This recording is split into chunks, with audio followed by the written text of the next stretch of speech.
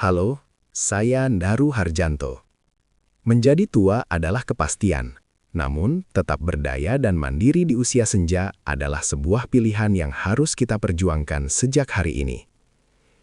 Saya sering melihat banyak rekan sejawat di usia emas yang merasa sudah hidup sehat hanya karena sudah mengurangi nasi. Namun, nyatanya angka gula darah mereka tetap sulit terkendali. Kita harus menyadari bahwa menjaga kesehatan di masa tua bukan lagi soal menjaga penampilan, melainkan bentuk kasih sayang kita kepada keluarga agar kita tetap bisa menggendong cucu dan beraktivitas tanpa harus bergantung pada bantuan orang lain atau tumpukan obat-obatan. Banyak dari kita yang merasa terjebak karena merasa sudah menghindari pantangan, padahal masih ada ancaman tersembunyi dalam pola makan sehari-hari yang jarang sekali dibahas, bahkan sering dianggap sehat. Secara ilmiah, ada beberapa jenis makanan yang terlihat aman, namun sebenarnya menjadi beban berat bagi tubuh kita yang sudah tidak lagi mudah dalam mengolah energi. Penting bagi Bapak dan Ibu untuk memahami apa saja musuh dalam selimut bagi penderita diabetes ini, agar kualitas hidup kita tetap terjaga dan tubuh tidak mudah lemas akibat lonjakan gula darah yang tidak beraturan. Oleh karena itu, saya ingin Bapak dan Ibu menyimak penjelasan ini sampai selesai agar tidak ada informasi yang terpotong. Karena apa yang akan saya bagikan ini adalah kunci untuk mengatur ulang pola makan yang lebih tepat sasaran. Informasi mengenai pantangan yang jarang diketahui ini akan sangat membantu Bapak dan Ibu dalam mengambil keputusan saat di meja makan nanti. Sebelum kita masuk ke pembahasan yang lebih dalam, saya ingin menyapa Bapak dan Ibu yang luar biasa. Kira-kira saat ini sedang menonton dari kota mana saja? Mari kita bahas satu hal yang sering kali dianggap sebagai solusi ajaib bagi para penderita diabetes, yaitu kebiasaan mengonsumsi nasi dingin. Saya sering mendengar banyak lansia yang dengan percaya diri makan nasi dalam porsi besar hanya karena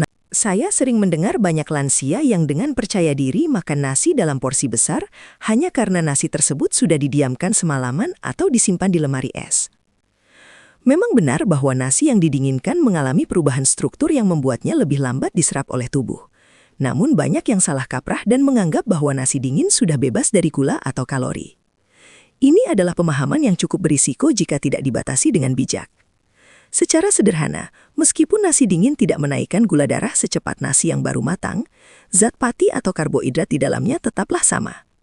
Masalah muncul ketika kita merasa aman sehingga porsi makan justru menjadi tidak terkendali atau berlebihan. Tubuh kita tetap akan mengubah nasi tersebut menjadi glukosa, dan jika jumlahnya terlalu banyak, beban kerja pankreas kita untuk menghasilkan hormon pengatur gula akan tetap berat. Jadi, prinsipnya bukan sekadar mengganti suhu nasinya, melainkan tetap menjaga jumlah yang masuk ke dalam tubuh agar tidak melampaui kemampuan tubuh kita mengolahnya. Penting bagi Bapak dan Ibu untuk tidak menjadikan nasi dingin sebagai alasan untuk melonggarkan kedisiplinan dalam mengatur porsi makan. Saya menyarankan agar tetap mengkombinasikan nasi tersebut dengan sayuran hijau yang kaya serat, guna membantu memperlambat penyerapan gula secara lebih efektif. Ingatlah bahwa kunci utama dalam mengelola diabetes bukan terletak pada satu jenis makanan ajaib saja, melainkan pada keseimbangan porsi yang masuk ke tubuh setiap harinya. Dengan memahami hal ini, kita bisa lebih cerdas dalam mengatur menu makan tanpa harus merasa tertipu oleh mitos yang berkembang. Selanjutnya, saya ingin menyoroti satu jenis makanan yang sering dianggap sehat, namun justru menjadi ancaman besar bagi kadar gula darah kita, yaitu buah-buahan yang dikeringkan seperti kismis, kurma, atau manisan buah lainnya. Banyak dari kita yang beralih mengonsumsi buah kering sebagai camilan karena merasa itu adalah pilihan alami dari alam. Namun, yang perlu disadari adalah ketika buah dikeringkan, seluruh kadar air di dalamnya dihilangkan, sehingga ukuran buah menjadi sangat kecil dan menyusut. Proses ini secara tidak langsung membuat kandungan gula alami dalam buah tersebut menjadi sangat padat dan terkonsentrasi dalam bentuk yang sangat kecil. Masalah utamanya terletak pada rasa aman yang palsu saat kita mengonsumsinya. Sebagai contoh, saat kita memakan 1 genggam kismis, sebenarnya kita sedang mengonsumsi gula dari 1 genggam penuh buah anggur segar, namun dalam volume yang jauh lebih ringkas. Tanpa adanya air yang memberikan rasa kenyang, kita cenderung akan memakannya dalam jumlah yang jauh lebih banyak tanpa terasa. Hal ini menyebabkan tubuh menerima asupan gula yang sangat tinggi dalam waktu yang sangat singkat, yang tentu saja akan memaksa tubuh kita bekerja ekstra keras untuk menyeimbangkan kembali lonjakan gula yang terjadi mendadak tersebut. Oleh karena itu, saya sangat menyarankan Bapak dan Ibu untuk tetap memprioritaskan buah-buahan yang masih segar dan utuh daripada yang sudah diproses atau dikeringkan. Buah segar masih mengandung banyak air dan serat alami yang berfungsi sebagai rem otomatis agar penyerapan gula ke dalam darah terjadi secara perlahan dan bertahap.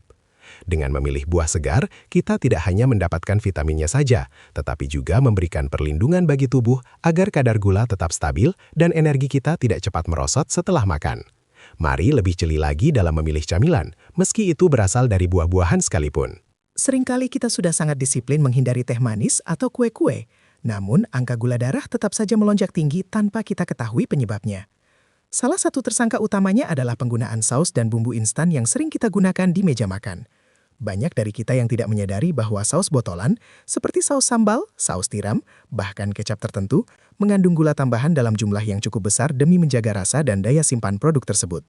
Meskipun rasanya gurih atau pedas, zat pemanis tambahan ini akan langsung masuk ke aliran darah dan mengacaukan sistem pengaturan gula di dalam tubuh kita.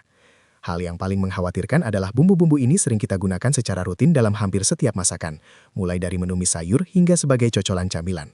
Karena bentuknya yang cair dan hanya dianggap sebagai pelengkap, kita cenderung tidak menghitungnya sebagai sumber gula. Padahal, hanya dengan menambahkan beberapa sendok saus instan ke dalam piring, kita sebenarnya sudah menambah beban kerja bagi tubuh kita sendiri.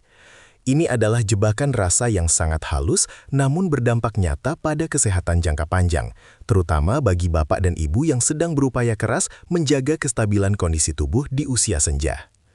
Saran saya, mulailah kembali ke cara tradisional dengan menggunakan bumbu alami yang kita ulek sendiri, seperti bawang merah, bawang putih, cabai segar, dan rempah-rempah asli. Rempah-rempah alami ini tidak hanya memberikan aroma yang lebih sedap, tetapi juga tidak memberikan beban gula tambahan yang berbahaya bagi tubuh. Dengan mengurangi ketergantungan pada bumbu olahan pabrik, Bapak dan Ibu sudah mengambil satu langkah besar untuk membebaskan tubuh dari asupan gula tersembunyi.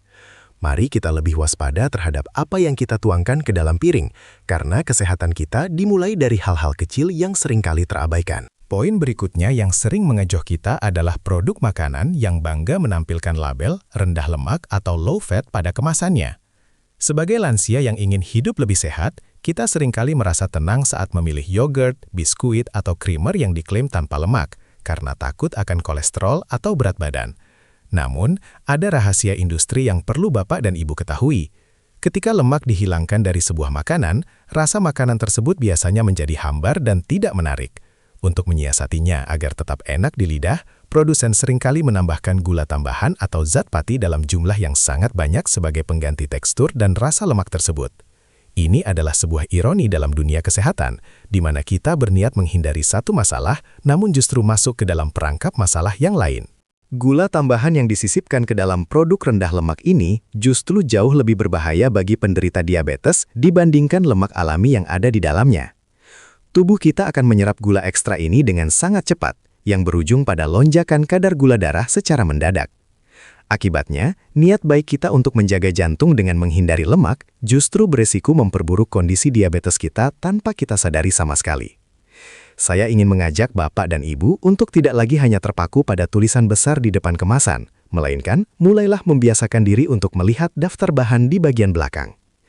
Jangan mudah tergiur dengan kata-kata sehat atau diet yang seringkali hanya merupakan strategi pemasaran semata. Lebih baik kita mengonsumsi makanan yang utuh dan alami meskipun mengandung sedikit lemak, asalkan jumlahnya wajar dan tidak dipenuhi dengan gula rahasia. Dengan cara ini, kita bisa memberikan nutrisi yang benar-benar jujur bagi tubuh, sehingga kita tetap bugar dan kadar gula darah tetap dalam kendali yang aman. Satu hal yang sangat sering saya temukan di lapangan adalah penggunaan susu formula khusus lansia yang niatnya untuk memperkuat tulang, namun justru menjadi bumerang bagi kadar gula darah. Banyak dari kita yang merasa sudah sangat aman karena meminum susu yang memang dikhususkan untuk usia senja, apalagi jika di kemasannya tertulis tanpa gula pasir. Namun Bapak dan Ibu harus sangat teliti membaca label di balik kemasan, karena seringkali rasa manis atau tekstur kental dalam susu tersebut berasal dari zat bernama maltodextrin. Zat ini sebenarnya adalah jenis karbohidrat olahan yang jauh lebih cepat menaikkan gula darah dibandingkan gula pasir biasa, sehingga bagi tubuh kita, ini adalah ancaman yang tersembunyi. Secara ilmiah, zat pengganti gula ini memiliki kemampuan untuk meningkatkan kadar glukosa dalam aliran darah dengan sangat agresif.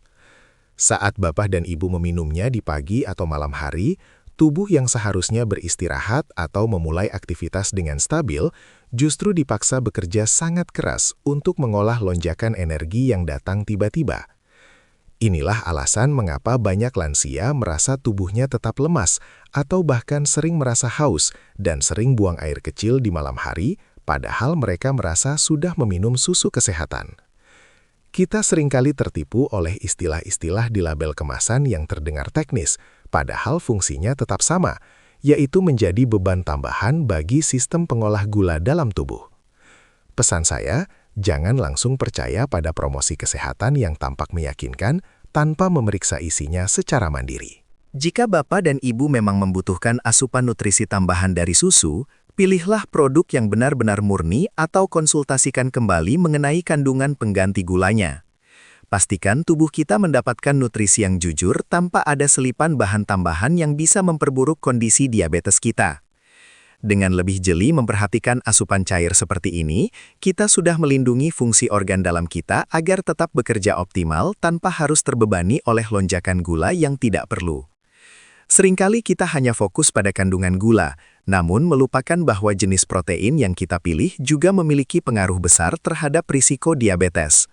Saya ingin mengajak Bapak dan Ibu untuk lebih waspada terhadap daging olahan seperti sosis, kornet, atau daging asap yang seringkali menjadi pilihan praktis untuk sarapan atau camilan.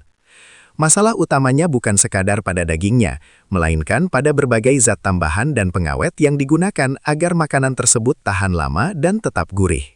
Zat-zat kimia ini, jika dikonsumsi secara rutin, dapat memicu gangguan pada cara tubuh kita mengolah energi, yang akhirnya membuat kerja organ pengatur gula darah menjadi semakin berat.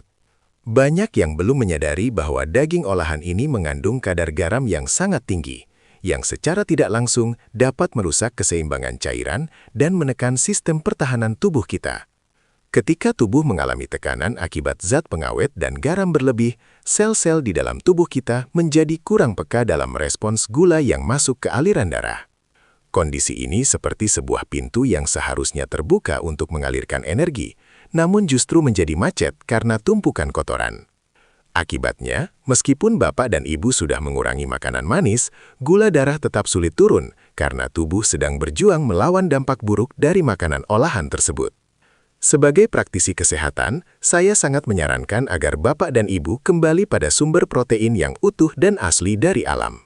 Pilihlah daging segar, ikan, atau telur yang dimasak dengan cara yang sederhana tanpa banyak campuran bahan kimia pabrikan. Makanan yang segar tidak hanya memberikan nutrisi yang lebih lengkap, tetapi juga menjaga tubuh kita dari zat-zat asing yang bisa merusak kesehatan jangka panjang. Mari kita lebih bijak dalam memilih apa yang masuk ke dalam tubuh kita, karena setiap suapan yang kita pilih akan menentukan seberapa bugar dan sehatnya kita di masa depan. Seringkali kita merasa sudah melakukan hal yang sangat benar dengan rajin meminum jus buah setiap pagi.